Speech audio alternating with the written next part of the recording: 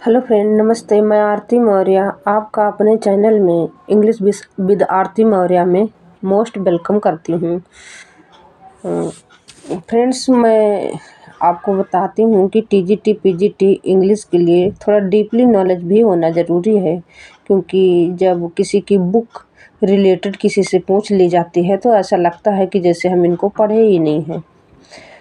तो हम डॉक्टर रंजीत सिंह की बुक है हमारे पास, तो उससे आज हम ये टॉपिक क्लियर करेंगे। ये टॉपिक पढ़ेंगे कि जो इम्पोर्टेंट राइटर हैं और जिन्होंने शेक्सपियर से रिलेटेड कोई बुक लिखी है उनके बारे में हम आज जानते हैं। तो मैं जानती हूँ कि फ्रेंड आप सबकी तैयारी बहुत अच्छी चल रही होगी। बस कंटिन्यू आप करते रहिए, डरने की कोई ज़रूरत नहीं है। बस आप रिवीजन करते रहिए और चैनल पे वीडियो देखते रहिए। Please subscribe this channel and like this video. Thank you for watching. Let's begin. तो हम देखते हैं कि यहाँ पे सम फेमस वर्क लिखा हुआ है, सम फेमस बुक्स है इनकी, किसकी, शेक्सपियर के ऊपर।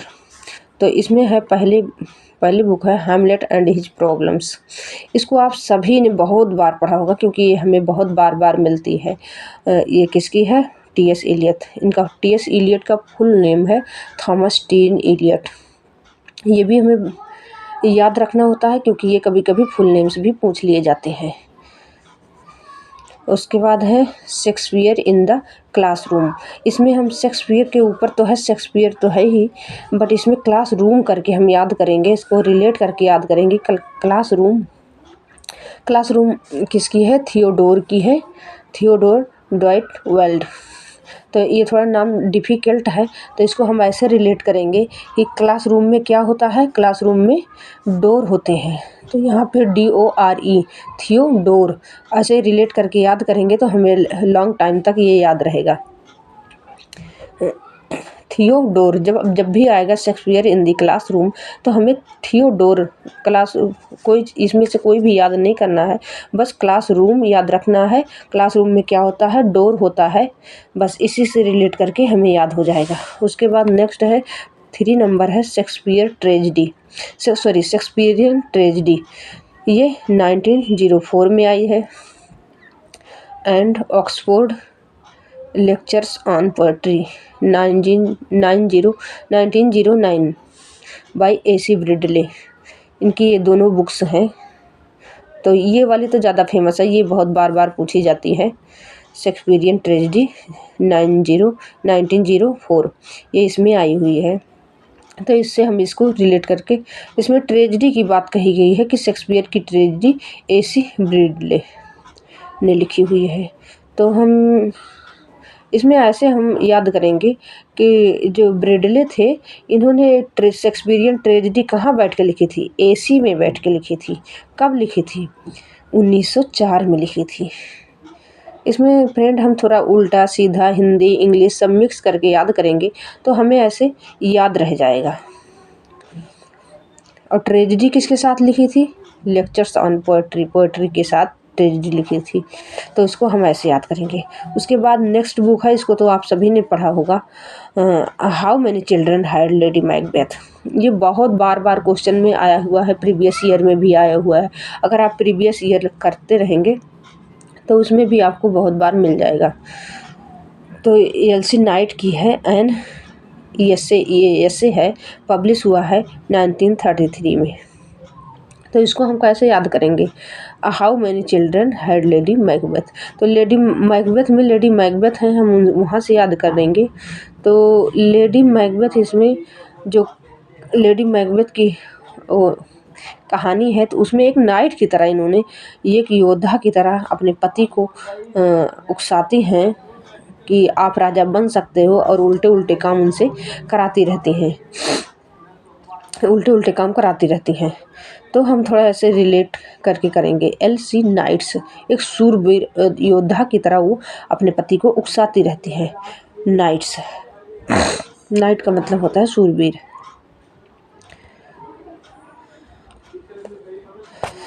नेक्स्ट देखते हैं on the knocking at the gate in Macbeth. अब जो है ये मैकबेथ जो है नॉकिंग नॉकिंग मतलब होता है खटखटाना। At the gate in the Macbeth, Macbeth के गेट पर कोई आके खटखटा रहा है। ये 1823 में लिखा गया है। यसे है किसके? थॉमस डी क्विंसी के द्वारा लिखा गया है।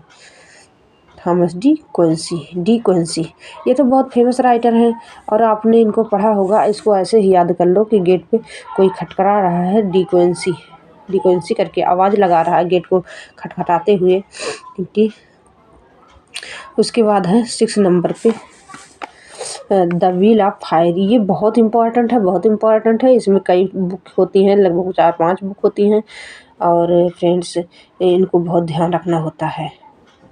Interpretations of Shakespearean tragedy. अब देखो ऊपर हमने पढ़ा हुआ है, यहाँ पे शेक्सपियरियन ट्रेजेडी 904 है, सॉरी 1904, और यहाँ पे है शेक्सपियरियन ट्रेजेडी कौन सा? इंटरप्रिटेशन ऑफ शेक्सपियरियन ट्रेजेडी है 1930। अब यहाँ पे अगर हम वैसे करेंगे कंफ्यूज हो जाएंगे। अगर इतना दे दिया कि शेक्सपियरियन ट्रेजेडी 1930, तो वहाँ पे डेट याद रखनी है, सॉरी हाँ वो डेट रखनी है कि 1904 है, यहाँ पे 1930 है। और ये द व्हील ऑफ फायर की बुक है, इसके अंदर है ये द इम्पीरियल, यहाँ पे है क्या? The imperial theme, the Shakespearean Tempest.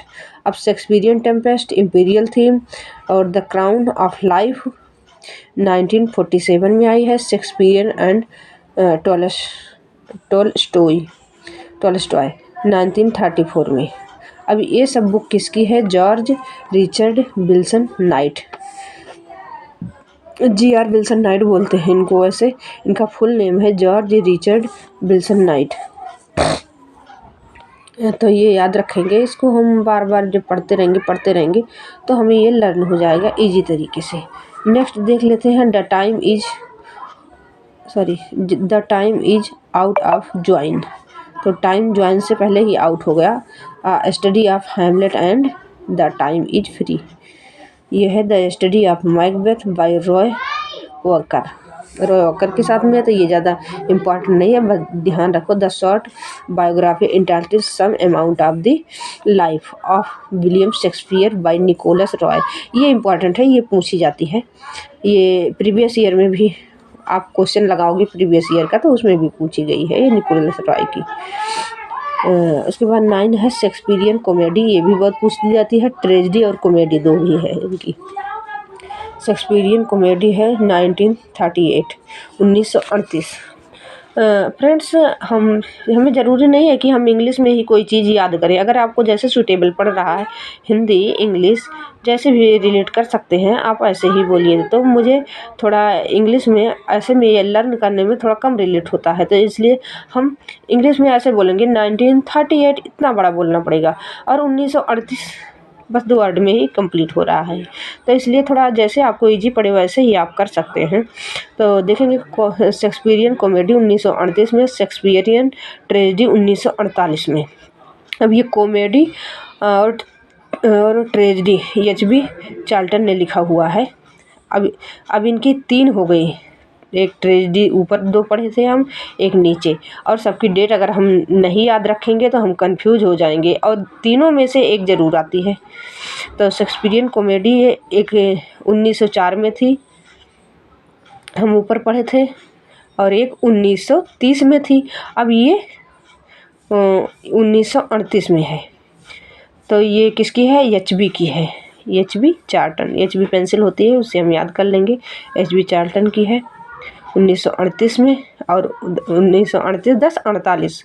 और ट्रेजेडी कॉमेडी दोनों, सॉरी ये कॉमेडी है, ये पहले कॉमेडी 38 में आई है और ट्रेजेडी 48 में आई है। हम ऐसे याद करेंगे तब हमें अच्छे से याद हो जाएंगे। Shakespeare's world of image, the development of the moral ideas by Donald Alfred Stauffer, that has many famous chapters entitled the country mouse, the school of love, Romeo and Juliet, the garden of the Eden, the unweeded garden, the dark tower, road to freedom. ये इतना important नहीं है। Next है 11 the fools of the Shakespeare's, the fools of the Shakespeare ये important है, 1913 में आई है, वार्डे फ्रेडरिक की है ये।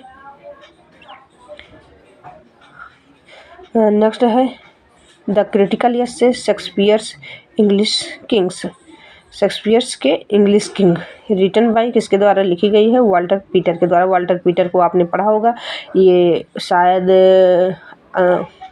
ये इन्होंने नोबेल प्राइज़ भी शायद इनको मिला है। सॉरी, इतना मैं थोड़ा सा कंफ्यूज हूँ, इनको नोबेल प्राइज़ या पोएट लॉरियट दोनों में से एक कुछ है। आप देख लेना उस लिस्ट में कि ये क्या है, क्योंकि वाल्टर पीटर मैंने उसमें थोड़ा पढ़ा हुआ है, मैं श्योर नहीं हूँ। आप एक बार चेक कर लेना, दोनों में से ये कुछ इनको मिला हुआ है, तो इसलिए फेमस हो जाते हैं। अगला क्वेश्चन है हमारा Hamlet and the distracted globe. Globe एक इनके ग्लोब थिएटर, शेक्सपियर के थिएटर का नाम था ग्लोब थिएटर, तो उससे हम याद करेंगे। जहाँ पे ग्लोब है 1978 एंड्रयू जॉन गॉर, ये इनका है। उसके बाद है 14 में looking for sex in Shakespeare, 2004 में आई है, ये स्टेनली वेल्स के द्वारा है। ये भी ज़्यादा नहीं पूछा जाता है, बट हमें ध्यान में रखना है। द बाइबल इन शेक्सपियर 2013 में आई है, हालिम हैनिबल की है ये।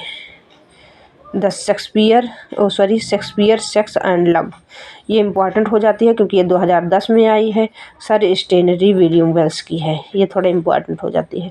तो इनमें से आप सभी को अच्छे से एक बार दो बार आप इसे लर्न कर लेंगे, तो इनमें से अगर कोई भी बुक आप कहीं से भी पूछी जाती है तो आपको ये सारी अच्छे से लर्न हो जाएगी। तो दोस्तों, आप कमेंट बॉक्स में बताइएगा कि ये वीडियो आपके लिए कितनी बेनिफिशियल हुई है।